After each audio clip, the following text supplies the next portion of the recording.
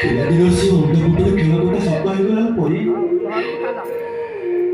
ପିଲାଦିନ ଆଖିରେ ଅନ୍ଧପୁଟରେ ବାନ୍ଧି ମୁଁ ତତେ କେତେ ଖୋଜୁଥିଲି ପାଉନଥିଲି।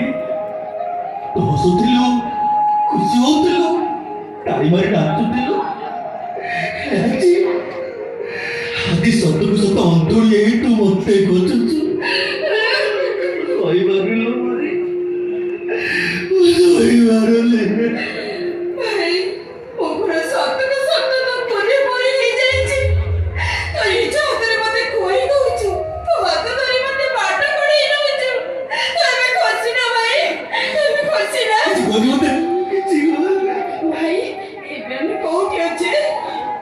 ଆମ ଗାଁରେ ଆମର ଏଇ ଝାଟି ମାଟି ଭଙ୍ଗା କୁଡ଼ିଆ ଗୋଟେ ଅଛି।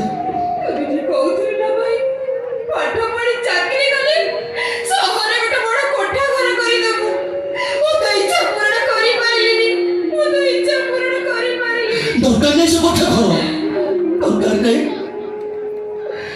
ଆମର ଏଇ କୁଡ଼ିଆ ଘରେ ଯୋଉ ଶାନ୍ତି ଅଛି ସେ କୋଠା ଘରେ ମିଳିଗଲା ପରେ ବୋଧେ ମୁଁ ସହରକୁ ନେଇ ଯାଇଥିଲେ ପାଠ ପଢିବ, ବଡ଼ ମଣିଷ ହବ, ଚାକିରି କରିବ। ହେଲେ ସହରର ମୁଖାପିନ୍ଧା ମଣିଷ ଗୁଡାକ ଭାରି ସ୍ୱାର୍ଥ ପରଲ। ନିଜ ସୁଖ ପାଇଁ ଆମ ଭଳି ଗରିବ ମାନଙ୍କ ଜୀବନକୁ ଏମିତି ପାଦରେ ଦଳିତ ଗୋଟେ ନଷ୍ଟ କରିଦିଅନ୍ତି। ଏପରି ତୁ ଯଦି ପାଠ ପଢୁନଥାନ୍ତୁ, ମୂର୍ଖ ହୋଇଥାନ୍ତୁ, ଆମ ଗାଁରେ ଆମେ ବହୁତ ଶାନ୍ତିରେ ଥାନ୍ତେ, ବହୁତ ଶାନ୍ତିରେ ଥାନ୍ତେ। ସବୁ ଭୁଲ ତ ମୋର। ତତେ ଯଦି ମୁଁ ବାମନ ହିଁ ଚାନ୍ଦ ଧରିବାକୁ ଆକାଶକୁ ହାତ ବଢେଇଥିଲି ଯେ ତ ସୁନା ଦେହଟା ଜଳି ପୋଡ଼ି ପାଉଁଶ ହେଇଗଲା, ପାଉଁଶ ହେଇଗଲା ସିଏ।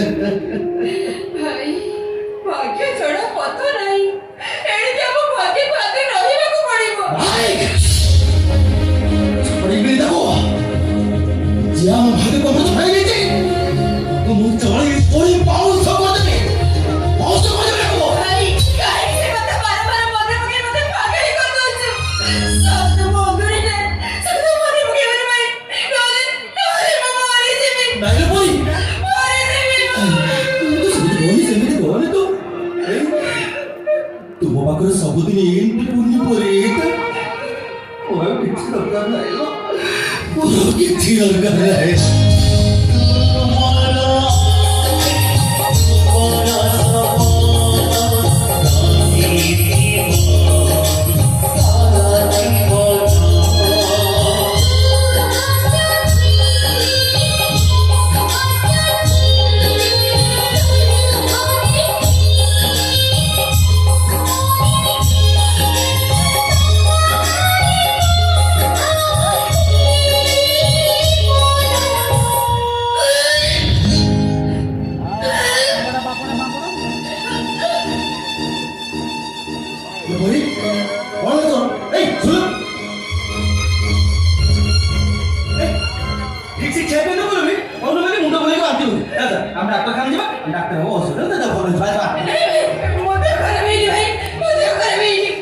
मुंडा बोलते बांती करते बड़े बड़े देव वाले नहीं अगर कौन है अरे पता को पता है कौन है तो अरे बहुत कौन है जी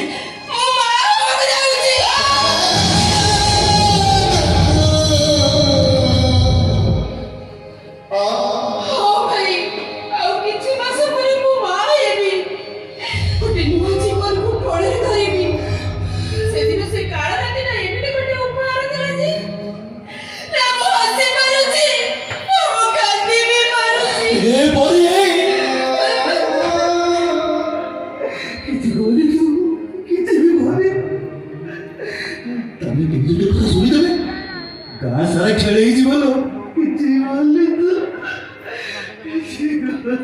भाई एटा कोड लुच्चे आतो से लुच्चे हो ए मसुन हम चालन पटी काम करबा हमें डॉक्टर खा दे ए छोरा को नष्ट करबा चल समाधान भाई तो केबे भाई बनो केबे भाई बनो लो परी तू सिला छोरा को जन्म दबो हेले को बापा परिचय कोन दबो मु किछि जानिनी मु केबे एते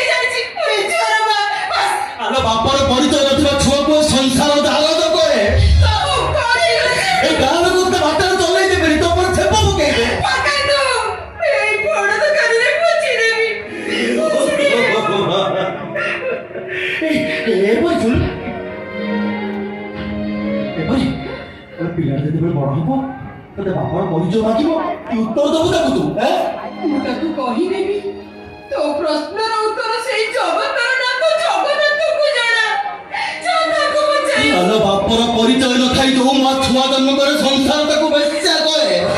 ବେଶ୍ୟା ବି ତ ଜଣେ ମା ତା ପିଲା ପାଇଁ ତା ଛାତିରୁ ଅମୃତ ଜାରି ପଡେ। କଥା ଟିକେ ବୁଝିବାକୁ ଚେଷ୍ଟା କର। କିଛି ବୁଝିବିନି, ସବୁ କଥା ବୁଝି ସାରିଲାଣି। ବନ୍ଧୁଟେ ବୋଲି ତମେ ବୋଝ ହେଇଛି ନା? ପୁଣି ମୋ ପିଲାର ପଛକୁ ତତେ ମୁଣ୍ଡେଇବାକୁ ହବ। ହେଲେ ଭାଇ ନାଇଁରେ ପରି ସେମିତି କହୁନି ତୁ ଯଦି ସେମିତି କହିବୁ ମୁଁ ସତ କହୁଛି ମୁଁ ଆତ୍ମହତ୍ୟା କରିଦେବି। ଭାଇ ମୋର ଗୋଟେ ପ୍ରଶ୍ନର ଉତ୍ତର ଦେଇପାରିବୁ? ହଁ ଭାଇ କହିପାରିବୁ ଡଙ୍ଗା ବଡ ନା ଗାତ ବଡ? କିଏ ବେଶୀ ମୂଲ୍ୟବାନ କହିପାରିବୁ? କହିପାରିବିନି କିଏ ବଡ କିଏ ବେଶୀ ମୂଲ୍ୟବାନ, ତଥାପି ଏତିକି କହିବି ଡଙ୍ଗା ବିନା ଗାତ ମୂଲ୍ୟହୀନ, ଗାତ ବିନା ଡଙ୍ଗା ଅଚଳ। ତ ପ୍ରଶ୍ନର ଉତ୍ତର ତ ଠିକ ଦେଇଛୁ। ଇଏ ଗାତ ହେଲେ ଓ ତା ଡଙ୍ଗା ଜଣକ ବିନା ଜଣେ ଅଧୁରା। ହେଲେ ତୁ ସିନା ଯୁକ୍ତିରେ ତୋ ଭାଇକୁ ହରାଇ ଦେବୁ, ହେଲେ ତୋ ଭାଇ କଣ ତୋର ଅମଙ୍ଗଳ ଚିନ୍ତା କରିପାରିବ? ଭାଇ ତୁ ଯଦି ମୋତେ ସତରେ ବଞ୍ଚେଇ ରଖିବାକୁ ଚାହୁଁଛୁ ମୋ ଗର୍ଭନଷ୍ଟ କଥା କେବେ କହିବୁନି। କେବେ କହିବୁନି ତୁ? ଫଳର ପରିଚୟ ଗଛ ଆଉ ପିଲାର ପରିଚୟ ତା ମା।